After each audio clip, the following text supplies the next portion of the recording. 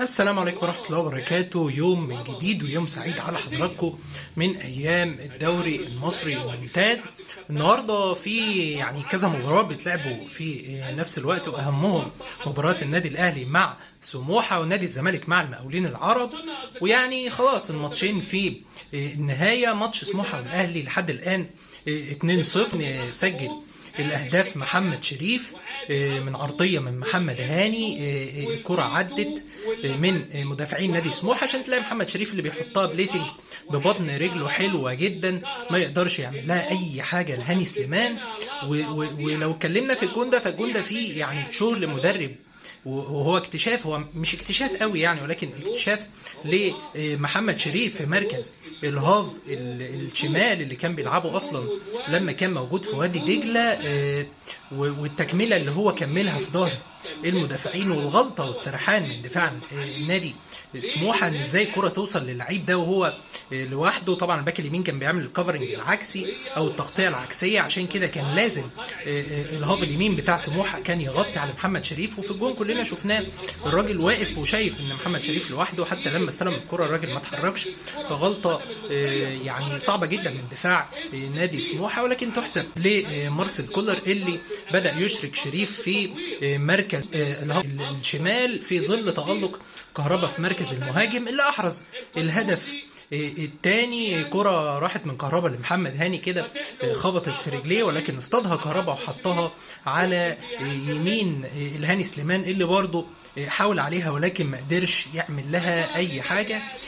في كام حاجة بس حابين نتكلم عليها في المباراة دي، وهي خطورة نادي سموحة على النادي الاهلي اللي كانت من الضربات الركنية اللي كانوا بينفذوها كويس جدا، والضربات الثابتة اللي كانت بتبقى خطر جدا على النادي الاهلي، وسوء تمركز دايما من المدافعين، وبيعرض الشناوي دايما للخطر. منهم كرة حسام حسن اللي الشناوي حاول يطلع عليها وجت في وشه، كرة بعدها برضو كانت مع حسام حسن عدت من المدافعين والشناوي قدر انه يتصدى ليها. الحاجات دي لازم نخلي بالنا منها في ماتش الرجاء. ماتش يوم السبت هيبقى ماتش مصيري، ما ينفعش الاخطاء دي تكون موجودة، وما ينفعش برضو ان احنا ما نستغلش الفرص اللي اتاحت لينا امام المرمى. كان في كام فرصه برضو للنادي الاهلي وما قدروش يستغلوها في اول الشوط الاول.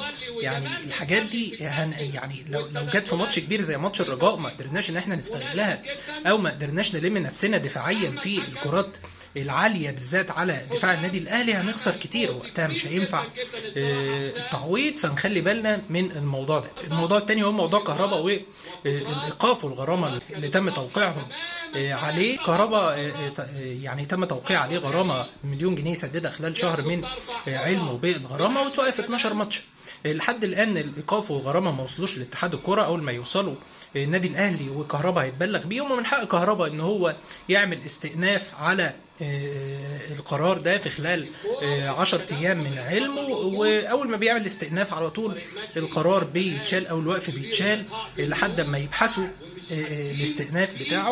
ومن معلوماتي كان كتبها الصحفي احمد عبد الباسط، والراجل ده موثوق فيه وبيجيب اخبار من اتحاد الكوره موثوق فيها، ان هيتعمل تظلم فعلا، وكهربا الوقف هيتشال من عليه وهينزل من 12 ماتش ل 4 ماتشات، وهيدفع الغرامه مليون جنيه. هو كهربا ناقص ملايين غرامات يتوقع عليه ولكن خلاص الراجل هتف مع الجماهير. الله اعلم هتافه كان فعلا مش صح، او الهتاف اللي هو طلع قال عليه الله اعلم، ولكن الراجل مثلا غلط فخلاص يتحمل جزاءه. ولكن عايزين رفقا بكهربا، الراجل بيجيب اجوان، والراجل عايز يلعب، والراجل عايز يعود للملاعب، وربنا معاه في الغرامات. نروح للناحيه الثانيه، النادي الزمالك اللي بيمارس عادته الفريده في تقديم الضحك.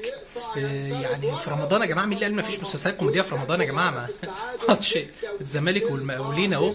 الجون الاول كمان بتاع المقاولين، لو حد خد باله او ركز في الجون الاول، الراجل لف وحط الكرة في الجون بكل اريحيه، ووراه الونش حاطط ايده ورا ظهره وعامل له كده اللي هو بيحلق عليه، وهو اصلا في منطقه الجزاء.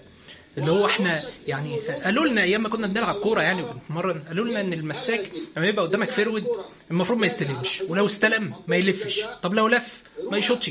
طبعا تقريبا الونش كان غايب في التمرين ده، والراجل استلم، وبعد ما استلم لف وحط الكرة جون جون كان صعب جدا يعني في نادي الزمالك، لحد ما يجي احمد سيد زيزو وكره تتلعب اوت تعدي من المدافعين كلهم وتتهيأ قدام احمد سيد زيزو، ما عليه غير انه عمل الكره ببطن رجله في الجون خلاص يعني الجون. حتى المعلق بيقول دي يعني حاجه زي ضربه جزاء. ومصطفى شلبي يحط ضربه جزاء برضه، يعني اهداف مش ملعوبه.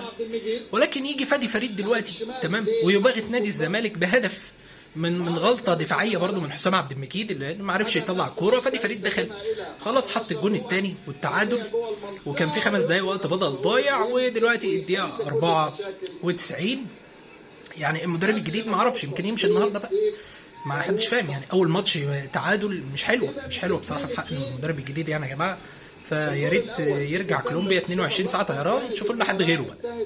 مش عارف جايبين يعني الدنيا ضاقت جايبين مدرب كولومبي، ولكن بيقولوا ان هو كويس يعني. الراجل كان معد بدني، راجل يعني هيفرمهم بدنيا ويوقفهم على رجليهم، ولكن هنشوف هيبان. ولكن مع كل هذا الضحك يعني نادي الزمالك وجماهيره بينادوا على النادي الاهلي وبيقولوا لهم بحلم بيك انا بحلم بيكم في السوبر مستنيك، فاستنونا يا جماعه استنونا احنا جايين بس خلوا بالكم. وبينتهي دلوقتي لقاء نادي الزمالك والمقاولين بتعادل الزمالك والمقاولين 2-2، واستمرار الاداء المضحك من نادي الزمالك طبعا. وكالعاده برضو يعني خليهم يحلموا بينا ويستنونا في السوبر. اما نشوف هنخلص بس ماتشات الرجاء والكلام ده والحاجات الافريقيه اللي عندنا والحاجات دي ونروح لهم ان شاء الله. ويعني استمرار لمسلسل الاثاره في ماتشات الاهلي وسموحه. كوره كده كانت كورنر، حكم يعني في مناوشات مع الشناوي، مش الشناوي عطيه في وشه. انا مش فاهم يا جماعه هو في ايه في لعيبه النادي الاهلي يعني يا جماعه؟ ما نمسك اعصابنا شويه يعني مهما كنا مضغوطين.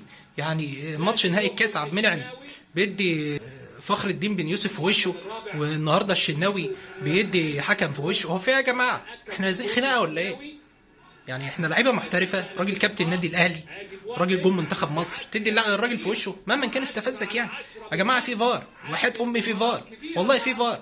الحاجات دي كان ممكن نعملها ومفيش فار من ورا الحكم كده ومن ورا اللاين مان. يعني انا كنت بلعب فيرود ارجع على جزمه الراجل المساك اللي معايا، شده من التيشيرت اديله واحده كوع بتاع من غير ما اللاين مان ياخد باله. ولكن دلوقتي في فار خلاص يعني. فعلى قد ما نقدر بلاش اللعب ده وبلاش النرفزه دي. انت راجل متنرفز ليه اصلا او عليك ضغط ليه؟ انت راجل عامل ماتش كويس محمد الشناوي وراجل كسبان 2-0 والدقيقه يعني 94 خلاص ما عادش الا دقيقه، تدي الراجل في وشه ليه يعني؟ مهما كان بيضايقك يا اخي في الكورنر مش مشكله، لكن خلاص يعني. او اللي حصل علي لطفي نزل مكان محمد شريف هو اللي هيكمل اللقاء، واللقاء هيخلص على كده على 2-0 يعني. ولكن لقطه يعني ملهاش لازمه من محمد الشناوي. بينتهي لقاء النادي الاهلي وسموحه بفوز النادي الاهلي 2-0 على سموحه عشان يتربع على صداره الدوري الممتاز ويستمر في التربع على صداره الدوري الممتاز. بالتوفيق ان شاء الله للنادي الاهلي في اللي جاي وفي ماتش الرجاء بالذات ان شاء الله. كده نكون خلصنا الفيديو بتاعنا النهارده.